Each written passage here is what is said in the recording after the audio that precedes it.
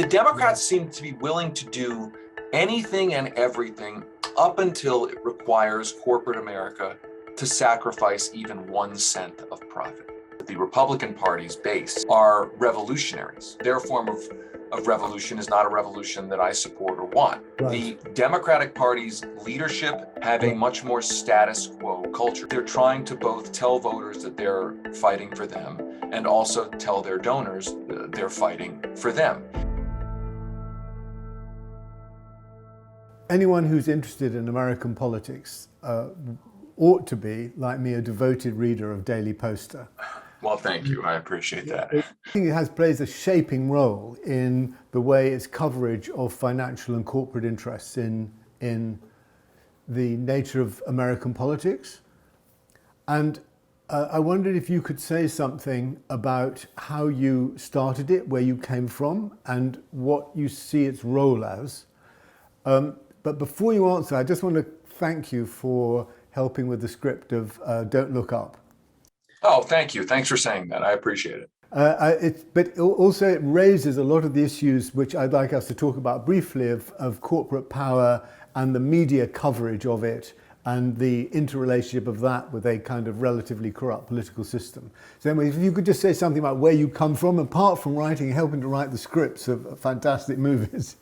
My career trajectory has been an unconventional one. I started out working in campaigns and politics. One of my first jobs was it was now 23 years ago with an obscure House member, then obscure House member named Bernie Sanders. And I worked for him on Capitol Hill during and after the 9/11 situation, and then into the Iraq War. I worked for the House Appropriations Committee. So I did a lot of work on Capitol Hill. I became a full-time journalist, and I went to ultimately fell into a job hosting radio here in Denver. Drive time radio. And then I became a full-time journalist reporting day to day for International Business Times Newsweek for about 4 years. And we broke open a bunch of big stories. And here I am doing the Daily Poster. And I did that, of course. One other important thing to mention, I did that after I spent some time as the presidential campaign speechwriter for Bernie Sanders in 2020.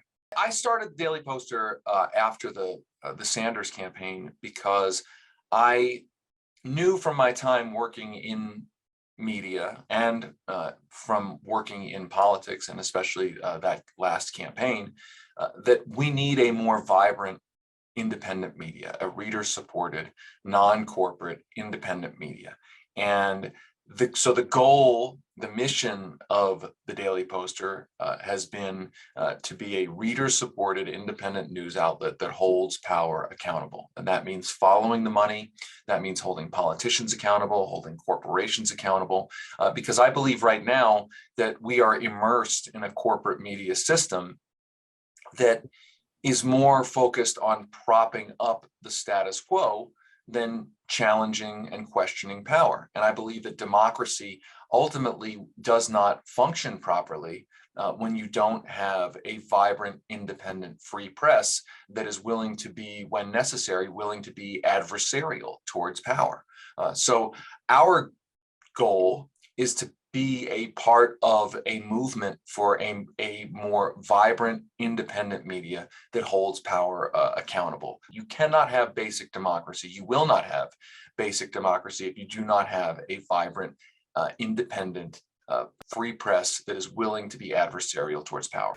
So there was a narrowness, your coverage, it seemed to me, Yes. but an enormous strength of trying to break the framework within which the media was presenting politics. Look, we should ask the question, we should interrogate the idea, why does corporate media so often tell stories about what's going on in politics, stories that omit the influence of the most powerful thing in politics, which is money?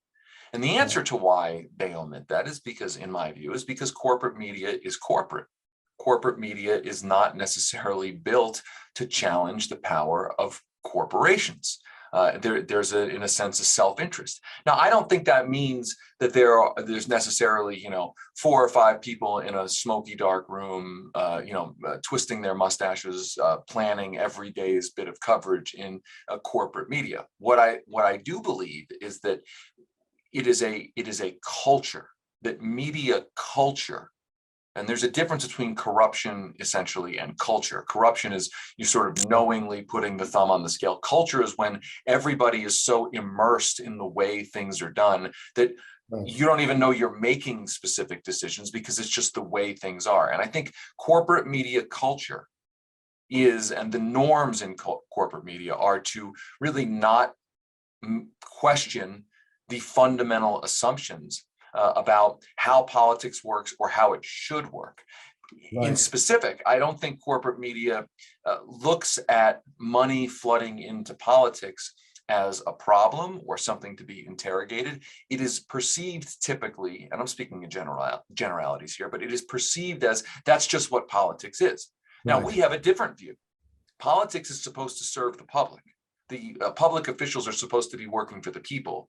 And when big money buys politicians and skews the terms of debate and kills legislation or waters it down, the story is the relationship between the money and the politician discarding the interests of their voters and serving the interests of their donors.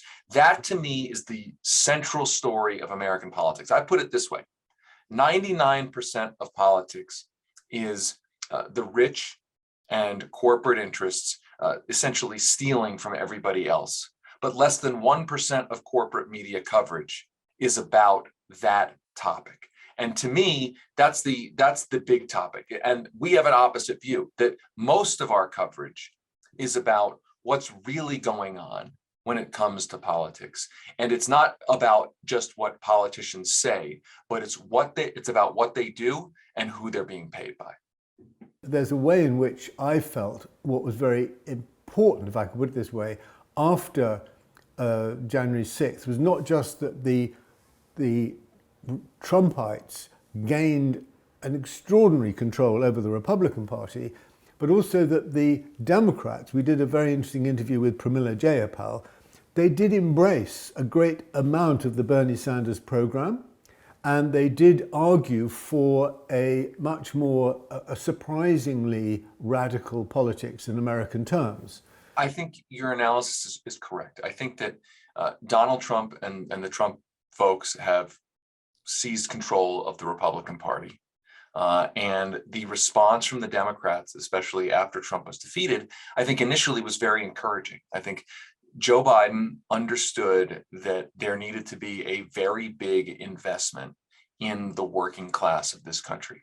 And the American Rescue Plan was a hugely important signal that perhaps the party was learning its lessons and returning to something vaguely near its New Deal and Great Society roots, to invest in the public, the broad public, and not pursue necessarily a neoliberal program, a kind of top-down, trickle-down program. I mean, just compare the American Rescue Plan as an example, Biden's American Rescue Plan, to Obama's TARP bailout. Now, to be fair, the Bush-Obama TARP bailout. The Bush-Obama TARP bailout during the financial crisis was essentially handing a giant amount of money to a handful of bankers who had destroyed the economy. The American Rescue Plan was a broad investment in the population. And so that was a great sign. Now, the problem is that there hasn't been much follow-up from that. That whereas Chuck Schumer had said at the beginning of the Biden presidency, we learned the lesson. Chuck Schumer, the Senate majority leader, the Democratic leader, said, essentially, we've learned the lesson of what went wrong in 2008, 2009, and 2010. And I took from that to mean that they understood, and I did a whole podcast on this called Meltdown, which is that by giving a handful of bankers during the financial crisis so much money, and essentially not doing what was necessary to help the people who had been victimized by those bankers, while those people were thrown out of their homes, it essentially shredded the social contract what remained of it, between the government and the people, that many, many, many people who voted for change in that Obama 2008 election became very disillusioned. And that disillusionment led to the Tea Party election of 2010 and ultimately led to the Trump presidency. And Schumer, so when Biden gets in, Schumer essentially says, I understand what mistakes that we made back then, and we're not going to make the same mistakes again. And couple that with the American Rescue Plan, and I took that to mean they understand that they need to be investing in the broad population, not a kind of top-down, trickle-down kind of policy. And the American Rescue Plan was a good step, but it has not been followed up. And you can come up with all sorts of arguments about why it hasn't been followed up. Is it because of Joe Manchin and Kristen Sinema, just because these two Democrats won't pass the Build Back Better agenda that is more investment in the kind of thing that I'm talking about? That's part of it. Is it because Joe Biden has not been willing to sign the kinds of executive orders that he could sign to deliver real help to working people, for instance, canceling some student debt, for instance, using his executive authority to reduce the prices of prescription drugs? He has that executive authority. He has refused in many ways to use that executive authority. So there's been a mix of factors that, in my view, have led the Democrats to not continue doing the things that are necessary to help the broad working class that would be politically popular. And guess what? Now we're here less than a year before the midterm elections, and Biden is relatively unpopular. The Democrats could be facing an electoral massacre. And they're asking, well, what did we do wrong? Well, it's obvious what you did wrong. You passed the popular American Rescue Plan. You let it run out. You didn't continue doing that. You let the child tax credit run out, a super popular program. I could go through the list of programs that expired, and people are still hurting, and they're pissed off. Like that, right. That's what happens. And you think that's corporate influence? You think that's Biden being persuaded not to do it? The Democrats seem to be willing to do anything and everything up until it requires corporate America to sacrifice even 1 cent of profit.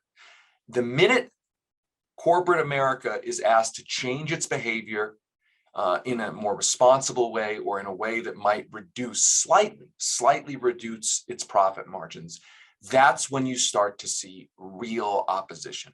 And so I think that explains where we are now. I did an interview with Ro Khanna, and he said, I'm for a progressive capitalism. So he wasn't arguing for socialism. He wasn't arguing for traditional liberalism. He was certainly arguing for a proper health provision and education provision. So he was shifting, he was countering some of the interests of corporate America that you have described. But on the other hand, it wasn't simply an anti-corporate argument. All these arguments of capitalism and socialism, I mean, all these isms are labels. The question of what industries should be publicly owned and what industries should be privately operated but publicly regulated, those are important questions. I would say this, without offering a fits all solution. I would say, at minimum, the industries that have monopolized and the corporations that have monopolized the basic necessities of life, we should all be able to agree that they need to be regulated in a strenuous way. The pharmaceutical industry relies on government basic research, government-funded research, that it then gets to appropriate, create products from, and then sell those products to Americans at the highest prices in the entire world. So the American taxpayer is funding the research and development of life-saving medicines. The advances are being given to drug companies to manufacture them, and the drug companies return the favor by charging us the highest price in the world for prescription drugs. So that's clearly, in my view, not a well-regulated industry. Right. And it's in the position of having a basic necessity that we all basically need. You've described a kind of almost a fatalistic situation. The Biden administration did very good things that were temporary, when it came to trying to put through changes and reforms which would be more permanent, more long-term, more ongoing, at that point it hit a roadblock, and it just basically, reverted back, if you like, to the Democratic Party of the Clintons and the Obamas and everything that one is familiar with. But it doesn't feel to me, in terms of the balance of progressive forces and in terms of what the Democrats themselves are saying, were they to win a clear majority in the midterms or in 2024, that they will go along in the same way. It seems to me that something is shifting. I would like to believe that. I would like to believe that after, and having worked in this for, at this point, 30 years, I would like to believe that the Democratic Party is ready to return to its New Deal roots. And I certainly think that much of the base of the party, frankly, much of the base of the country, is ready to move back to a more New Deal style politics. But I also know how powerful the corporate wing of the Democratic Party is. The corporate wing of the Democratic Party is pretty bad at winning elections, or at least national elections and the like. It's pretty bad at coming up with a set of messages that the broad public supports. But it is very good at keeping enough power inside the party and in Congress to block what the rest, to essentially ally with the Republicans, to block what the rest of the country really wants, a sort of populist, progressive economic agenda. So, we can say it's Sinema and Manchin now. I remember a decade or so ago, it was Joe Lieberman back then. We call it the rotating villain. I don't have a lot of faith yet that there won't always be another rotating villain. I mean, Barack Obama came into office with somewhere, depending on how you count it, between 58 and 60 Senate votes. He delivered some of the weakest Wall Street reforms that could be imagined after such an enormous financial crisis. He continued to deliver a huge bailout to the financiers who created that crisis. He himself has said he delivered record oil and gas production during the climate crisis. Just let me try and push back, because now there is an organized progressive caucus in Congress. The arguments of somebody like Pramila Jayapal, who's talked with us, are much more coherent. They're much more coherent with what you're saying. That there is a sense of a force there with some programmatic organization, and also reaching out to organizers outside.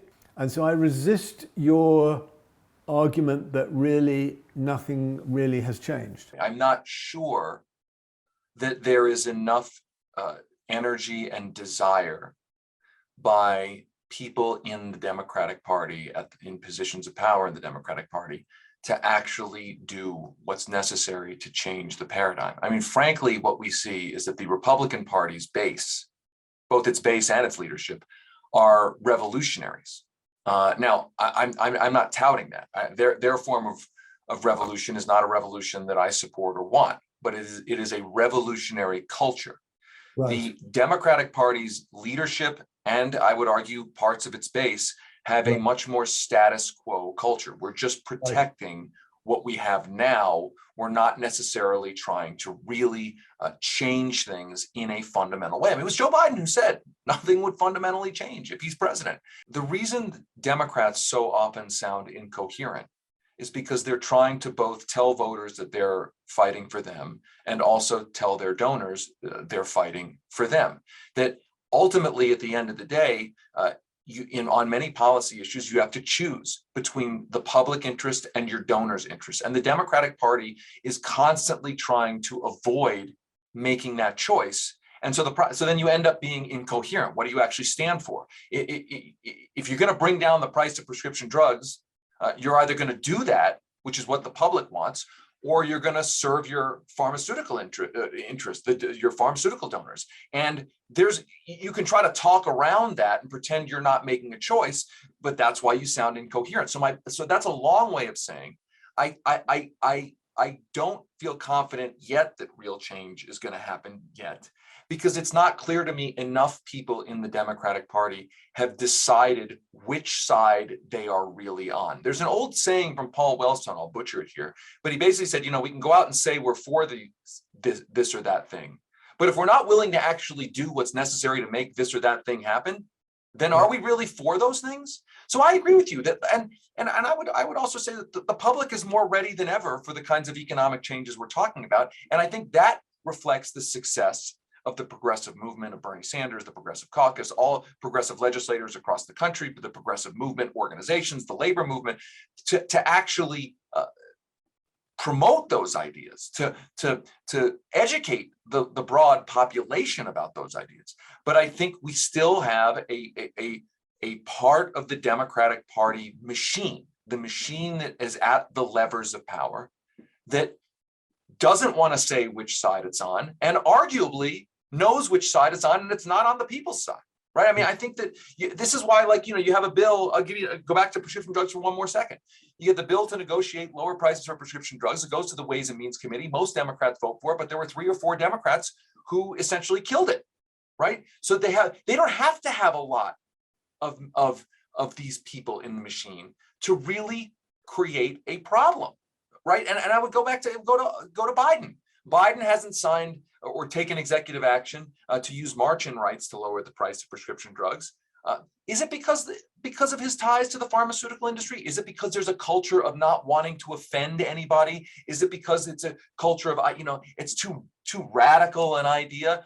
Ultimately, if there are 3, 4, 5 members of Congress, 10 members of Congress, 20, whatever it is, some small faction of the Democratic Party that is willing to use its power to stop what the rest of us want, or join with Republicans to stop what the rest of us want. There's one question that always comes up. Well, is it all performative?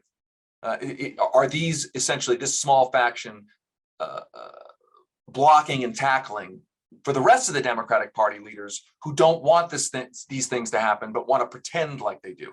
I don't really know. I'm not sure. But what I can say is this: one thing that we do know is that ultimately at the root of this is that that faction of the Democratic Party does not feel sufficiently electorally threatened, that if Joe Manchin or Sinema or any of these other members of Congress don't feel like there are any consequences to their political careers or even to their post-government careers as lobbyists or whatever, if they don't fear any consequences for screwing over the public, then they're going to screw over the public. And so ultimately it falls on voters, it falls on essentially our society to say, if you sell out the public, there are going to be consequences that you don't want to deal with. This is why kind of corporate media partisanship, tribal partisanship, is part of the problem. That if we have a kind of, you turn on cable TV news, you turn on MSNBC or whatever, all the Democrats are supposedly good, all the Republicans are supposedly bad, and there's no real distinction between a Manchin and a Sinema and the rest of the Democratic Party. It's all about party unity. And the problem with that is that suppresses the intra-party pressure that needs to be applied. And that culture does not fully yet exist in the party. It's starting to. I'm encouraged. That's a place where I am somewhat encouraged that there have been more primaries of late, more contested primaries. I am a huge believer that contested primaries are very good for democracy, that the lack of contested primaries is at the root of a lot of these problems. Yeah, you're talking to somebody who comes from a country where there are no political primaries, and we know the consequences are absolutely dire. Let me end by putting it with the question with the film, with the movie, with Don't Look Up. Because I thought that captured 3 things. It captured the cynicism of corporate power, saying, oh, here's a comet, let's get the best out of it. It captured the kind of corrupt and short-term superficiality of the presidency. And I thought that was a brilliant combination of kind of Clinton and Trump and American presidency. And it also captured the sort of prostituted nature of the media, sort of saying, well, you can't say that, it will upset. So it got those 3 elements. I know people have criticism about the characters, but it got those 3 elements very, very well. And it ended with complete disaster. The The movie is not, it's not prophecy or destiny. It's cautionary. There's a line in the movie where Leonardo DiCaprio was having his rant, and he said we could have stopped it. We had the chance to stop it, and we didn't. And I believe that we are at that moment, whether it's climate change or any of these other crises we're talking about, we're at that moment where we can still fix these things. That is where I am an eternal optimist at heart. That's why I do this work, because I believe these problems can be fixed. And I will grant you that also I believe that change can happen very quickly. It can happen at exponential speed. You can have feeling like there's not a lot of change, then all of a sudden things can change very quickly. So that's why I continue to do this work. I am not fatalistic about the work that I do. I try to state where we are, where I believe we are in reality, but it doesn't mean I think everything is lost. There's no point in fighting. There's no point in doing this work, and that it's stupid to believe things can get better. I think things can get better. What I'm saying is we should not underestimate that the status quo has a huge amount of power to prevent the kinds of changes that are necessary.